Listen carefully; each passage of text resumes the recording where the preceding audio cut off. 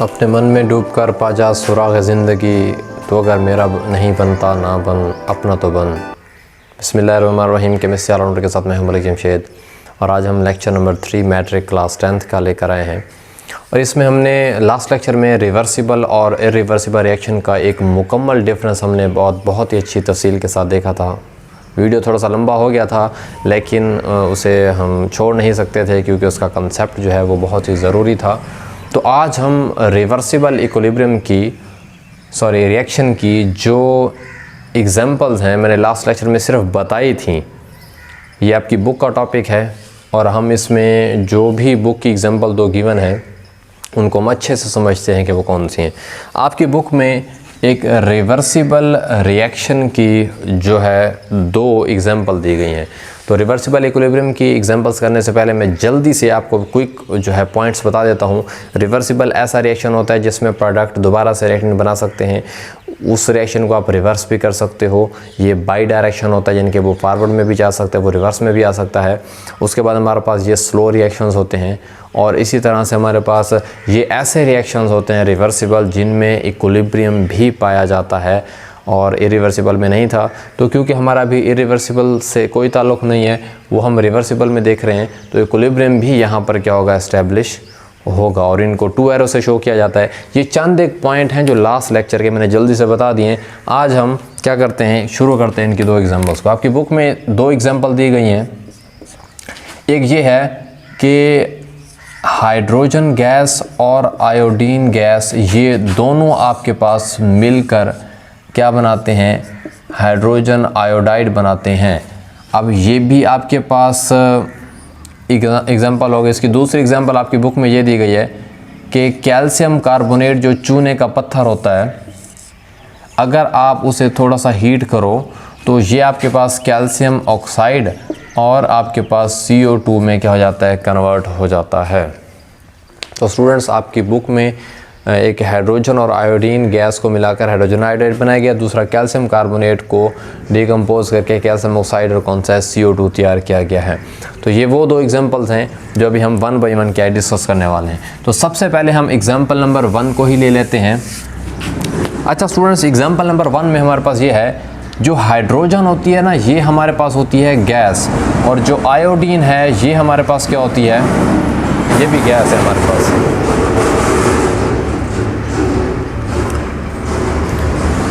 तो हाइड्रोजन और आयोडाइड जब बनता है तो ये भी आपके पास गैस है। तो सबसे पहले इन तीनों की स्टेट्स को समझना बहुत ज़रूरी है कि हम एक ऐसा रिएक्शन करने जा रहे हैं जो हाइड्रोजन और आयोडीन के मिलने से क्या बनता है, हाइड्रोजन आयोडाइड। और क्योंकि रिवर्सिबल है तो कुछ देर के बाद ये जो प्रोडक्ट हैं दोबारा से टूट कर क्या बनाएंगे, रिएक्टेंट बनाना शुरू कर देंगे। तो हाइड्रोजन और आयोडीन फिजिकल स्टेट में ये भी गैस है, ये भी गैस है, मतलब रिएक्टेंट दोनों गैस वाले मिल रहे हैं और प्रोडक्ट भी कौन सा बन रहा है, गैस वाला बन रहा है। ये कि बहुत अहम बात है। अब ये रिएक्शन होते कहाँ हैं, एक सवाल ये पैदा होता है कि सर जो है स्टूडेंट्स अक्सर पूछ लेते हैं कि सर ये रिएक्शन हो कहाँ पे रहे हैं। बेटा ये और कहीं नहीं हो रहे, ये आप ख़ुद भी परफॉर्म कर सकते हो, जो आपके स्कूल की लैब मौजूद है, ठीक है, और आपके जो केमिस्ट्री के जो लेक्चरार हैं वो भी आपको करवा सकते हैं, आप ख़ुद भी वहाँ पर कर सकते हैं अगर आपको एक, लेकिन करने खुद नहीं है, एक इंस्ट्रक्टर वो जो है सर से पूछ कर, ठीक है, हेल्पलाइन जो आपकी उसकी है, हेल्प लेकर आप उनसे ये कर सकते हैं। तो जब हाइड्रोजन और आयोडीन आपस में मिलते हैं, इन दोनों के मिलने के बाद प्रोडक्ट बन गया, ये होता कैसे। आपके पास स्टूडेंट्स एक ना फ्लास्क मौजूद होती है, ठीक है, आपके पास क्या होती है, फ्लास्क मौजूद होती है। इस तरह से आप मान लीजिए, मैं ऐसे यहाँ पर 2 फ्लास्क बना देता हूँ जिससे हम थोड़ा सा जो है समझने की क्या करते हैं, कोशिश करते हैं। देखो स्टूडेंट, हमारे पास था क्या, क्योंकि हाइड्रोजन भी गैस है, आयोडीन भी गैस है, मैंने क्या किया, इन हाइड्रोजन को मैं ना ये इसमें डाल दिया और इन हाइड्रोजन को ना आप ऐसे छोटे 2 दायरों से शो कर दें। मतलब ये क्योंकि ना हाइड्रोजन का जो साइज़ होता है वो छोटा होता है और आयोडीन का साइज़ बहुत बड़ा होता है। तो हाइड्रोजन आपके पास, ये हाइड्रोजन के क्या आपके पास ये 2 मालिक्यूल हैं। इस तरह से मैं और भी ले सकता हूँ अगर आप जानना चाहें तो। और आयोडीन आपके पास क्या है, यहाँ पर ये I2 है, मतलब ये एक आयोडीन है, ये दूसरा आयोडीन है, ये एक हाइड्रोजन है और ये साथ वाला हाइड्रोजन है। दूसरे लफ्ज़ों में ये आपके पास जो है यहाँ पर H2 है और ये आपके पास कौन है, I2 है, और ये दोनों के दोनों गैसेस हैं। पहली बात तो ये स्टूडेंट क्लियर कर लें, ये इस तरह की सिर्फ एक H2 नहीं है, इस तरह के कई हज़ारों मालिक्यूल जो हैं हाइड्रोजन के यहाँ मौजूद होते हैं। इस तरह से आयोडीन के भी काफ़ी सारे क्या होते हैं यहाँ पर मालिक्यूल मौजूद होते हैं। अच्छा, जब हाइड्रोजन और आयोडीन देखें, वो जो काम रिएक्शन में ऐसे दिखाया जाता है, हकीकत में ऐसे हो रहा होता है। जब हाइड्रोजन और आयोडीन जैसे कि यहाँ मिल रहे हैं, दोनों की दोनों गैसेस हैं, पहले तो कॉमन सेंस ये यूज़ करें। अगर हमने इसका जो ऊपर से माउथ है, ठीक है, अगर ये हमने ओपन रखा, इसका ढकना जो है मतलब ओपन हुआ, तो क्या ख्याल है, गैस यहाँ रहेगी या उड़कर चली जाएगी? तो स्टूडेंट्स, गैस जो है वो तो अगर आप उसको ओपन रखेंगे तो सारी निकल कर चली जाएगी। अब इसके अंदर कुछ रहेगा तो वो रिएक्शन करेंगे ना। तो पहली बात तो ये हो गई कि रिएक्शन करवाने के लिए उसका जो माउथ है वो क्लोज़ होना चाहिए या नहीं होना चाहिए। तो ये आपके पास जो है इस फ्लास्क का जो है उसका जो माउथ है वो हम क्या कर देते हैं, इसको क्लोज़ कर देते हैं और इसको बोलते हैं हम कॉर्क। ये आपकी लैब में मौजूद होती हैं, अगर आप सर से पूछेंगे तो बता देंगे आपको कौन सी है कॉर्क। कॉर्क का ये काम होता है कि उस फ्लास्क का जो है माउथ आप क्या कर सकते हैं, क्लोज़ कर सकते हैं। क्यों किया ये आपको पता चल गया कि अगर हमने इनको क्लोज़ ना किया तो ये दोनों गैसेस हैं और ये उड़कर बाहर चली जाएंगी, तो हम फिर रिएक्शन किससे करवाएंगे? तो इन दोनों के दरमियान रिएक्शन करवाना ज़रूरी है और इन दोनों का रिएक्शन करवाने के लिए इसका माउथ क्लोज़ होना बहुत ज़रूरी है। तो पहला ये पता चल गया। अच्छा, जब ये दोनों मिलेंगी तो मिलने को बोलते हैं कंबाइन होना, मतलब किसी चीज़ का जुड़ना, कंबाइन होना। तो मैं कह सकता हूँ कि इसका जो आगे जाने वाला रिएक्शन है, मैं उससे सिंपल कह देता हूँ कि ये कम्बिनेशन हो रहा है इन दोनों का, हाइड्रोजन और आयोडीन का क्या हो रहा है, कम्बिनेशन हो रहा है, मिलाप हो रहा है, जुड़ रहे हैं। अच्छा, जब ये दोनों जुड़ेंगे तो यहाँ पर होगा क्या कि मान लीजिए मैं इनको थोड़ा ब्लैक से शो कर देता हूँ आयोडीन को, ताकि आपको थोड़ी सी समझ आए। आयोडीन के लिए ये कौन सा है, ब्लैक है। होगा क्या, फिर कुछ देर के बाद आपको यहाँ पर कुछ इस तरह का सीन नज़र आएगा। ये आयोडीन ब्लैक वाले थे और ये इसके साथ हाइड्रोजन जुड़ गया है। अब ये जो बना है ये आपके पास है हाइड्रोजन आयोडाइड, जो कि ये भी आपके पास क्या है, गैस है।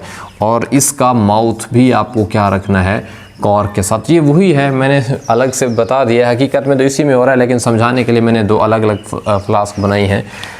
इसका एक एटम हाइड्रोजन का इसके एक आयोडीन के साथ मिलके क्या बना दिया, हाइड्रोजन। ये आयोडीन है, ये नीले रंग वाला कौन सा है, हाइड्रोजन। तो ये हाइड्रोजन आयोडाइड, ये भी कौन सा है, हाइड्रोजन आयोडाइड। तो स्टूडेंट्स, ये हमारे पास इन दोनों के दरमियान क्या है, कम्बिनेशन हुआ है, ये इनका रिएक्शन क्या है, हो चुका है।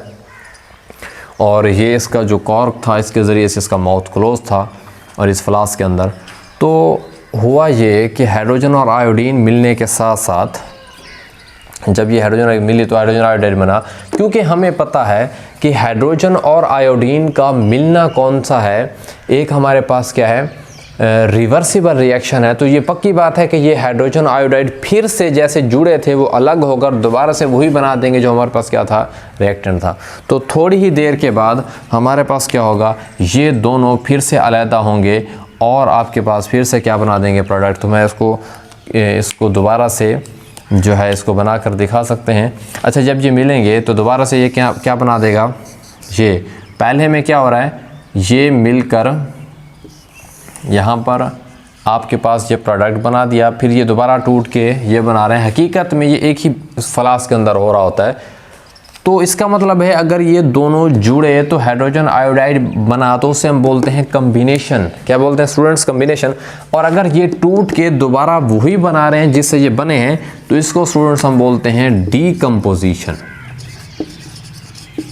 क्या बोलते हैं स्टूडेंट्स, डीकम्पोजिशन। तो इसका ये मतलब हुआ कि यहाँ पर कम्बिनेशन और कुछ नहीं है, बल्कि उसी कम्बिनेशन को मैं कह रहा हूँ, ये कौन सा है, रेट ऑफ फॉरवर्ड रिएक्शन है। यानी कि जो रेट ऑफ फॉरवर्ड रिएक्शन है उसमें ये कंबाइन हो रहे हैं और रेट ऑफ रिवर्स रिएक्शन के अंदर ये क्या हो रहे हैं, टूट रहे हैं।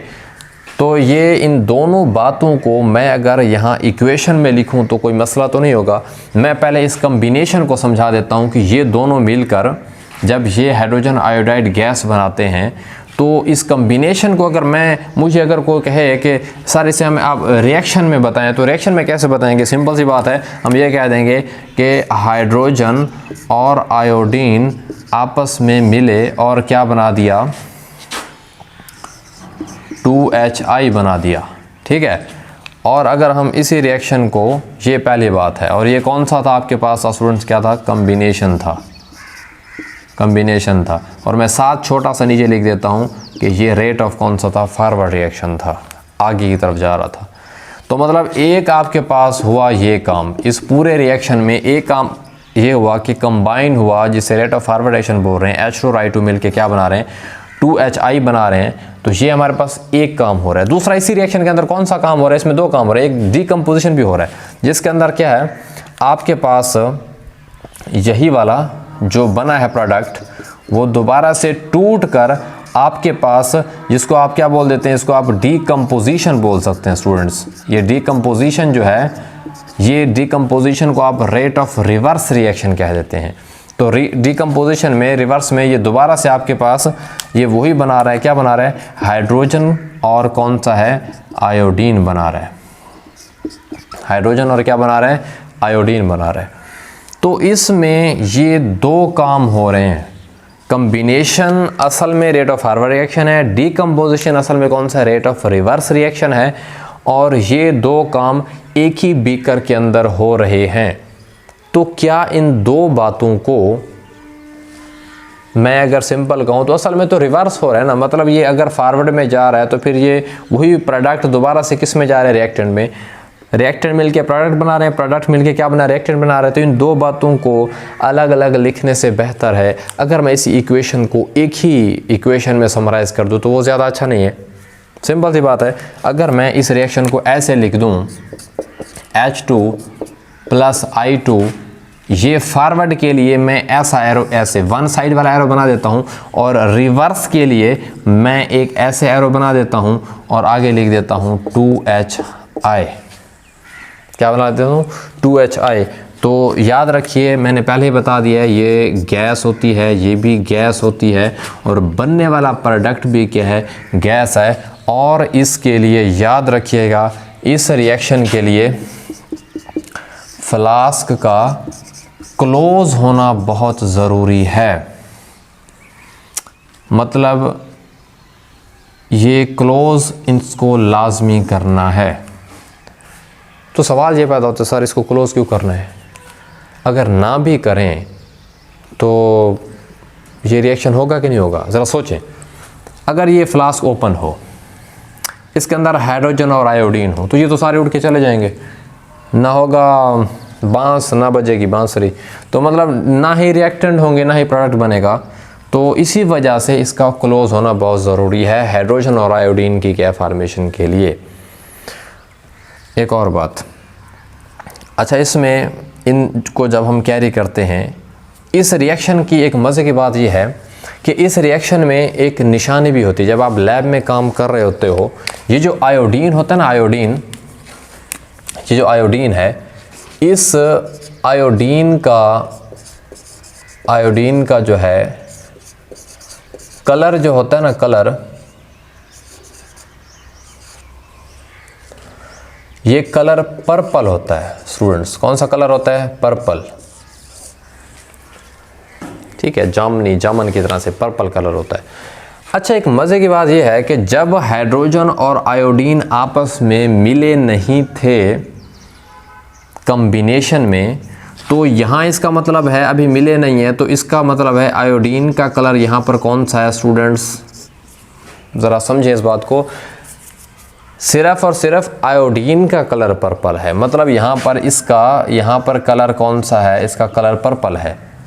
जब आयोडीन अकेला होता है, अभी उसने हाइड्रोजन के साथ मिला नहीं है, तो जब भी हाइड्रोजन और आयोडीन आपस में मिलेंगे, ठीक है, मिलेंगे, तो मिलने के बाद जब आयोडीन इसके साथ हाइड्रोजन के साथ जुड़ जाएगा तो उसका पर्पल रंग क्या होता है, ख़त्म हो जाता है। तो जब उसका पर्पल रंग ख़त्म होगा तो मैं कह सकता हूँ कि जो आयोडीन होता है ये बेरंग होता है, यानी कि इट मीन्स क्या होता है, कलरलेस होता है। अब वो जो कलर था वो तो एक्चुअली आयोडीन की वजह से था। जब भी आयोडीन हाइड्रोजन के साथ जुड़ जाएगा तो उसका पर्पल रंग टोटली ख़त्म हो जाएगा। तो मैं एक मज़े की बात ये है, यहाँ पर मैं लिख देता हूँ आपकी कंसेप्ट के लिए कि कम्बिनेशन के दौरान जब आयोडीन था यहाँ तो उसका पर्पल कलर था ना, लेकिन जो ही कम्बिनेशन हुआ, कम्बिनेशन का एक जो मेन पॉइंट है उसमें आयोडीन का रंग क्या हो जाता है, ख़त्म हो जाता है। अगर आपसे कोई पूछ ले कि हाइड्रोजन और आयोडीन जब मिलते हैं तो क्या कम्बिनेशन में आयोडीन का पर्पल रंग ख़त्म होता है या ज़ाहिर होता है, तो क्लियर दिख रहा है आयोडीन का पहले तो कलर था, लेकिन जब हाइड्रोजन के साथ मिल गया तो उसका कलर यहाँ पर क्या हो जाता है, ख़त्म हो जाता है। तो इसका मतलब ये हुआ कि यहाँ पर जो आयोडीन का जो कलर है वो क्या हो जाता है, डिसअपेयर हो जाता है। कम्बिनेशन में मेन पॉइंट ये हुआ कि आयोडीन का कलर डिसअपेयर हो जाता है, लेकिन डीकम्पोजिशन में जो कि रिवर्स रिएक्शन है वहाँ पर आयोडीन का कलर फिर से क्या हो जाता है, क्योंकि आयोडीन का कलर हमारे पास कौन सा होता है, पर्पल कलर होता है। तो जब आप इसको तोड़ेंगे तो हाइड्रोजन अलग हो जाएगा, आयोडीन अलग हो जाए, तो जो ही उसका अलग होगा तो आयोडीन फिर से रिकवर हो जाएगा और उसका कलर दोबारा से आ जाएगा। इसका मतलब है डीकम्पोजिशन में जो है आपके पास यहाँ पर आयोडीन का जो है वो कलर क्या हो जाता है, शो हो जाता है। तो यहाँ पर आयोडीन अपना कलर क्या करता है, शो करता है। देखो यहाँ से एमसीक्यूज आपके पास कई तरीके से पूछा जा सकता है कि हाइड्रोजन और आयोडीन का फॉरवर्ड रिएक्शन में क्या होता है, आयोडीन का कलर ज़ाहिर होता है या ख़त्म होता है। तो याद रखिएगा फॉरवर्ड रिएक्शन में आयोडीन का कलर ख़त्म हो जाता है, क्योंकि आगे से प्रोडक्ट HI बन रहा है जो कि खुद एक कौन सा है, कलरलेस कंपाउंड है। तो स्टूडेंट्स ये हमारे पास कौन सी एग्जांपल थी, ये हमारे पास थी हाइड्रोजन और आयोडीन की कि वो 2HI कैसे बनाते हैं, मैंने फ्लास्क में कैसे मिले, किस तरह का बना, कैसे कम्बिनेशन हुआ, कैसे डिकम्पोजिशन हुआ। ये हमारे पास ओवरऑल 2 बातें हो रही थी। इन 2 बातों को अलग अलग लिखने से बेहतर है, अपनी आसानी के लिए हम क्या कर देते हैं, क्योंकि ये आगे जा रहा है वो पीछे आ रहा है, फॉरवर्ड है ये रिवर्स है, तो इन 2 रिएक्शन को अलग अलग लिखने से बेहतर है हम एक ही रिएक्शन लिख दें ताकि हमें क्लियर पता चल जाए। क्योंकि जो 2 रिएक्शन हमारे पास 2 बातें बता रहे हैं, वही एक रिएक्शन हमारे पास 2 बातें बता रहे हैं। तो जैसा कि ये फॉरवर्ड के लिए बता रहे हैं, ये किसके लिए बता रहे हैं, रिवर्स के लिए बता रहे हैं। तो आई होप आपको इस लेक्चर की समझ आ चुकी होगी। अब हम इसकी सेकंड जो है एग्जांपल की तरफ चलते हैं। इसको हम जल्दी से जो है रेस कर देते हैं।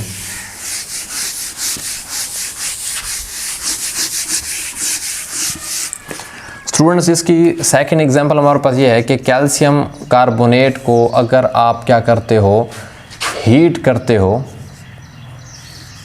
तो ये आपके पास कैल्शियम ऑक्साइड और CO2 में कन्वर्ट हो जाते हैं। तो सबसे पहले इनकी फिजिकल स्टेट जानना बहुत ज़रूरी है। जो कैल्शियम कार्बोनेट है इसे आप चूने का पत्थर बोलते हो, ठीक है, चूने का। ये मुख्तलिफ जो पंसारी होते हैं उनके पास मौजूद होता है। ये एस छोटा सा मैं लिख रहा हूँ, ये मतलब सॉलिड फॉर्म में आपके पास होता है। और जो कैल्शियम ऑक्साइड है ये भी किस फॉर्म में होता है, सॉलिड फॉर्म में होता है। ये जो CO2 है ये गैस की फॉर्म में होता है। तो बिल्कुल हमने करना क्या है, अब मैं आपको सारा बता चुका हूँ। ये एक इरिवर्सिबल रिएक्शन नहीं है, बल्कि एक रिवर्सिबल है जो फॉरवर्ड में भी जाएगा, रिवर्स में भी आएगा। आप सिंपल क्या करें, स्कूल के अंदर जैसे क्या है, आप वहाँ पर जो है 2 हम क्या ले लेते हैं, फ्लास्क ले लेते हैं, और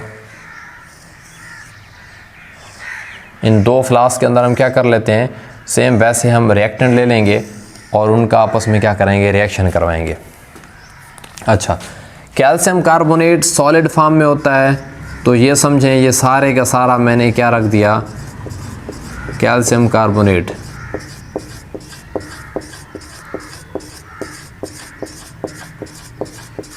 ये जो चूने का पत्थर होता है आपके पास, ठीक है, स्टोन जो है आपके पास, वो उसको अगर आप यहाँ पर रख देते हो चूने के पत्थर को, आपने करना क्या, ये जो ऊपर साइन था इसे मैंने बोला था, इसे क्या बोलते हैं, डेल्टा। डेल्टा का मतलब होता है हीट, मतलब ये रिएक्शन हीट की मौजूदगी में होगा। अगर आप हीट नहीं करेंगे, अब देखो ना, ज़रा सोचें, हीट क्यों दे रहे हैं? ये स्टोन की फॉर्म में है, इसे आप हीट करोगे तो ये टूटेगा ना, ठीक है। आज हम करते क्या हैं, इसे हम नीचे से हीट कर रहे हैं। क्या कर रहे हैं? आप सिंपल सेपरेट लैंप पड़ा होता है जो आग जलाने के लिए होता है, ठीक है। ये आपकी लैब के अंदर पड़ा होगा, आप उसको देख सकते हैं कि सेपरेट लैंप क्या होता है। सिंपल एक दिया सा होता है जिससे आप इसको हीट करते हो। जो ही आप इसको हीट करोगे तो ये वाला जो कैल्शियम कार्बोनेट है ये टूटना क्या हो जाएगा? शुरू हो जाएगा। क्या हो जाएगा? टूटना शुरू हो जाएगा। तो यहाँ पर कौन सी दो चीज़ें बन जाएंगी? जो ही आप इसको तोड़ोगे तो तोड़ने के नतीजे में आपके पास ये रिएक्शन कुछ इस तरीके से होगा, मतलब आगे की तरफ। तो यहाँ पर जो है ऐसे, और फिर हमारे पास क्या होगा? ऐसे। यहाँ पर दो काम हो रहे होंगे, जैसे लास्ट लेक्चर में हमने पढ़ा है। तो ये आगे की तरफ जा रहा है, इसका मतलब है ये हमारे पास फॉरवर्ड में जा रहे हैं। तो पहले हमारे पास क्या हो रही है? डीकम्पोजिशन हो रही है। क्या हो रही है? डीकम्पोजिशन हो रही है। डीकम्पोजिशन का मतलब होता है किसी चीज़ का टूटना। स्टूडेंट, क्या होता है? किसी चीज़ का ब्रेक करना। अब ये टूटेगा, टूटने के बाद हमारे पास यहाँ पर क्या बना देगा? दो चीज़ें बना देगा। एक आपके पास यहाँ पर कुछ सॉलिड की फॉर्म में नीचे पड़ा होगा और कुछ गैस की फॉर्म में, ठीक है, कुछ गैस की फॉर्म में यहाँ पर होगा, ठीक है। तो कुछ हमारे पास जो है ना गैस की फॉर्म में यहाँ होगा, ठीक है, मतलब यहाँ पर जुड़े हुए होंगे। अब ये जो गैस है ये एक्चुअली आपके पास CO2 गैस है। क्या मौजूद है? CO2 गैस है। एक्चुअली कार्बन का साइज़ जो है वो थोड़ा सा क्या होता है? छोटा होता है आपके पास। तो कार्बन को छोटा रख देते हैं, उसके साथ क्या है? ये सारे जो है ऑक्सीजन है। ये कार्बन, उसके साथ क्या है? ये ऑक्सीजन। तो सिंपल क्या है? ये CO2 गैस पैदा हो जाती है। तो देखो, इसको तोड़ा, हीट किया, आगे से बने दो प्रोडक्ट। एक प्रोडक्ट गैस है, दूसरा प्रोडक्ट हमारे पास कौन सा है? सॉलिड है। जो ये वाला रिएक्टेंट हमारे पास टूटता है, टूटने के बाद क्या बना देता है? प्रोडक्ट बना रहे। एक सॉलिड है, दूसरा कौन सा है? गैस है। तो ये आपके पास जो नीचे बना पड़ा है ये आपके पास कैल्शियम ऑक्साइड है। इसको आप सिंपल लाइम भी बोल देते हैं, हम आगे पढ़ेंगे इसको, या आपने शायद 9th में पढ़ा हो, ठीक है। क्विक लाइम इसको बोलते हैं। तो कैल्शियम ऑक्साइड, ठीक है, लाइम।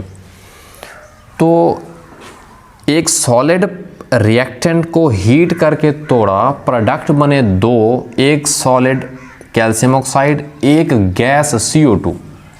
अच्छा स्टूडेंट्स, मेरी बात सुने, अगर आप ऐसे करते हो तो ये एक काम हो गया, इसको बोलते हैं डीकम्पोजिशन। अच्छा, क्या आपको लगता है, क्योंकि ये एक है रिवर्सिबल रिएक्शन, अगर मैं इसको ऐसे ही रखूं और इसका जो है ऊपर वाला माउथ ओपन ही रखूं तो गैस क्या होती है? गैस यहाँ से क्या बाहर CO2 निकल जाएगी।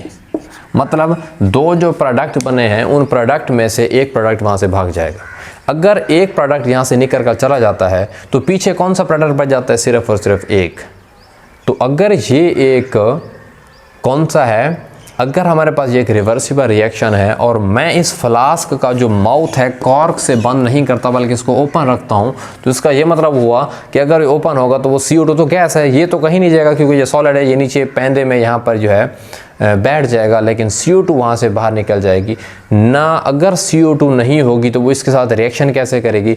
अगर वो इसके साथ रिएक्शन नहीं करेगी तो फिर दोबारा से वो वापस जो रिएक्टेंट है उसमें कन्वर्ट कैसे होगी? मतलब फॉरवर्ड तो ठीक है हो गया, तो फिर रिवर्स कैसे होगा ना? तो ये तो फॉरवर्ड में चला गया ना, ये फॉरवर्ड में तो चला गया, फिर रिवर्स में भी तो आने के लिए CO2 का उसके साथ रिएक्शन करना ज़रूरी है। तो स्टूडेंट्स, हम करते क्या हैं, अगर आप इसको रखेंगे ओपन तो फिर इसका रिवर्स वाला सीन यहाँ पर नहीं होगा। अगर क्या होगा? तब जब आपके पास फ्लास्क क्या होगी? ओपन होगी। लेकिन अगर मैं यहीं पर थोड़ी सी चेंजिंग कर देता हूँ, आपने समझना है, अगर मैं इसी फ्लास्क का स्टूडेंट्स क्या कर देता हूँ, इसका माउथ जो है शुरू से ही क्या रखता हूँ? यहाँ पर क्लोज रखता हूँ। मतलब मैं इसका माउथ यहाँ पर क्या कर देता हूँ? क्लोज रखता हूँ।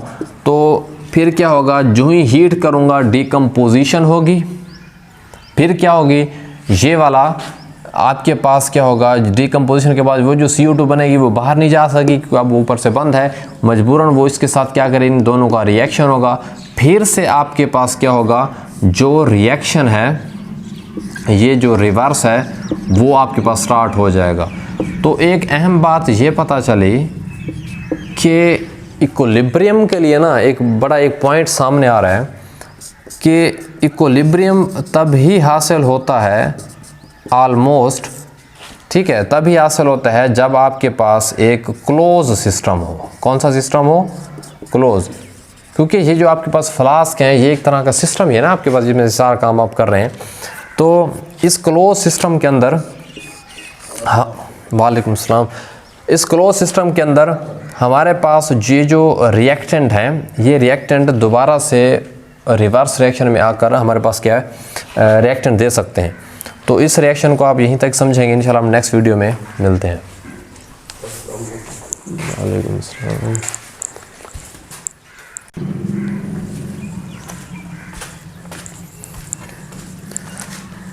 अच्छा, तो यहाँ पर एक अहम बात सीखने को ये मिल रही है कि ये जो हमारे पास इक्विलिब्रियम है, इक्विलिब्रियम हमारे पास एक क्लोज्ड सिस्टम के अंदर क्या होता है, हासिल होता है। अगर एक क्लोज सिस्टम के अंदर है, क्योंकि देखिए ना अक्सर रिएक्टेंट जब हमारे पास जो है एक गैस पैदा हो जाता है तो इनको दोबारा से रिवर्स में लाने के लिए इनको ऊपर से क्लोज होना बहुत ज़रूरी है। अगर आप क्लोज नहीं करेंगे तो ये रिएक्शन हमारे पास क्या होगा, रिवर्स में नहीं आ सकेगा। जो स्टूडेंट्स रिवर्स में नहीं आ सकेगा तो वो रिएक्शन रिवर्सिबल होगा ही नहीं। जो अगर रिवर्सिबल नहीं होगा तो इक्विलिब्रियम का भी वहाँ पर कोई सीन आपको देखने को नहीं मिलेगा। तो अगर मैं आपको ये कहूँ तो इसकी डिकम्पोजिशन, अगर माउथ आपके पास ओपन है तो फिर ये रिएक्शन इरिवर्सिबल हो जाता है। क्यों?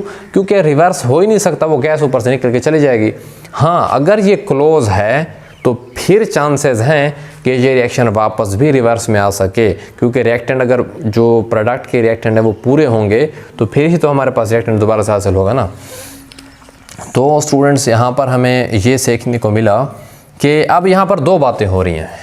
यहाँ पर फिर ये क्या हो रहा है, कम्बिनेशन हो रहा है, दोबारा से वो मिल रहा है। तो दो बातें हो रही है ना यहाँ पर। पहला काम कौन सा होगा कि कैल्शियम कार्बोनेट हमारे पास हीट करने के बाद टूटा, वो क्या बना, कैल्शियम ऑक्साइड और CO2 बना। और उसके बाद ये पहला काम हुआ।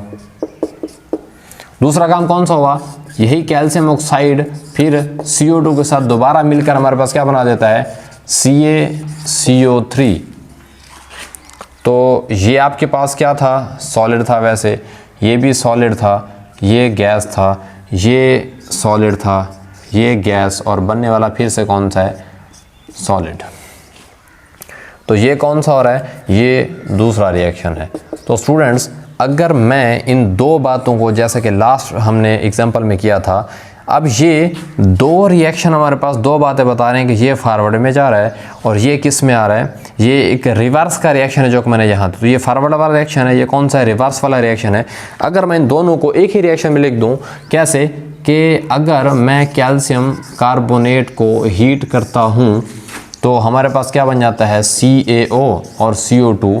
तो ये एक ऐसा रिएक्शन है जो एक रिएक्शन तो है मगर बातें दो बता रहा है, फॉरवर्ड की भी बता रहा है, रिवर्स की बता रहा है, डिकम्पोजिशन की बता रहा है, कम्बिनेशन की भी। पता चला कि इक्विलिब्रियम जो हमारे यहाँ ये एस्टैब्लिश होता है ये तभी हासिल किया जा सकता है जब हमारे पास सिस्टम क्या होना चाहिए, क्लोज होना चाहिए।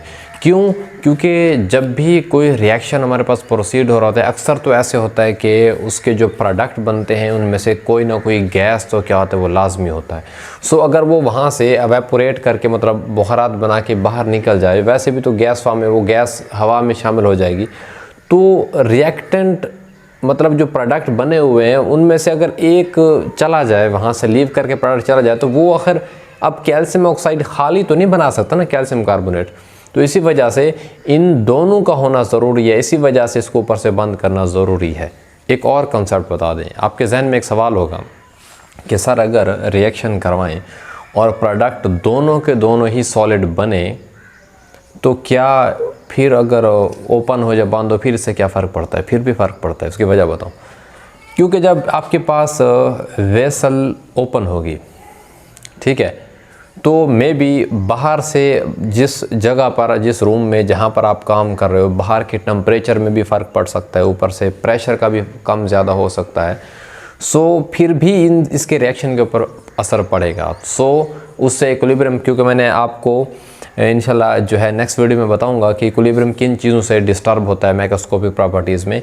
तो टेम्परेचर चेंज हो जाए, प्रेशर चेंज हो जाए, या ऊपर से कोई चीज़ इसके अंदर शामिल हो जाए इम्प्योरिटी में, क्योंकि हवा के अंदर भी तो काफ़ी सारे गैसेस मौजूद हैं ना, अगर वो इनके साथ शामिल हो जाएं तो फिर तो रिएक्शन कुछ और हो जाएगा। इसी वजह से लाजमी नहीं है कि दोनों सॉलिड हों तो ही इसको बंद किया, जो है गैसेस हों तो ही बंद किया जाए। चाहे सॉलिड भी हों दोनों, बाहर जाने का ना भी ख़तरा हो तब भी इसे आपने बंद रखना है। क्यों? बाहर से टेम्परेचर का मसला हो सकता है, प्रेशर का हो सकता है, या बाहर से कोई और गैस इनके साथ शामिल हो जाए तो फिर तो प्रोडक्ट भी और बन जाएगा, फिर तो इक्विलिब्रियम भी नहीं बनेगा। सो इक्विलिब्रियम को सिर्फ़ और सिर्फ आप बंद सिस्टम में ही हासिल कर सकते हैं। तो स्टूडेंट्स, ये 2 स्टेप थे। इसमें से ये हमारे पास क्या हो रही थी? डिकम्पोजिशन हुई। ये हमारे पास क्या हो रही है? डिकम्पोजिशन हो रही है, जो कि फारवर्ड में जा रही है, रेट ऑफ फारवर्ड रिएक्शन है। और ये रेट ऑफ रिवर्स में ये वाले दोबारा से मिलकर हमारे पास क्या हो रहे हैं? ये कम्बिनेशन, मतलब कंबाइन हो रहे हैं। तो कम्बिनेशन, रेट ऑफ फारवर्ड और रिवर्स, अगर हम इन दोनों चीज़ों को देखें तो हमें पता यहाँ पर ये चला कि ये सिर्फ बंद सिस्टम ही हासिल हो सकता है। तो ये वाली इक्वेशन आपको दोनों बातें बता रही है। ये फारवर्ड डिकम्पोजिशन है, ये हमारे पास कौन सा है? जो है कम्बिनेशन है। तो स्टूडेंट्स, आई होप आपको जो रिवर्सिबल इक्विलिब्रियम की ये दोनों एग्जांपल हमने डिस्कस किए, एक में हमने हाइड्रोजन और आयोडीन को देखा था जिससे हमारे पास हाइड्रोजन आयोडाइड बना था, और दूसरे में हमने कैल्शियम कार्बोनेट को ब्रेक डाउन करके कैल्शियम ऑक्साइड और ये बनाया, फिर दूसरा ये देखा। इन दोनों को एग्जाम्पल को देखने से हमें यह पता चला कि किस तरीके से हम इनकी इक्विलिब्रियम को समझ सकते हैं। हमने ये भी देखा कि वो जो है बंद सिस्टम में ही लाजमी हासिल होता है। तो आई होप आपको अब रिवर्सिबल रिएक्शन में और उनकी एग्जांपल में किसी तरह की कोई कन्फ्यूजन नहीं होगी, और इंशाल्लाह नेक्स्ट वीडियो में हम इक्विलिब्रियम पर डिस्कशन करेंगे। तो अपना ढेर सारा ख्याल कीजिएगा। अगर आपको कोई कन्फ्यूजन हो तो मुझे कमेंट्स में लाजमी जो है बताइएगा। थैंक यू, अल्लाह हाफ़िज़।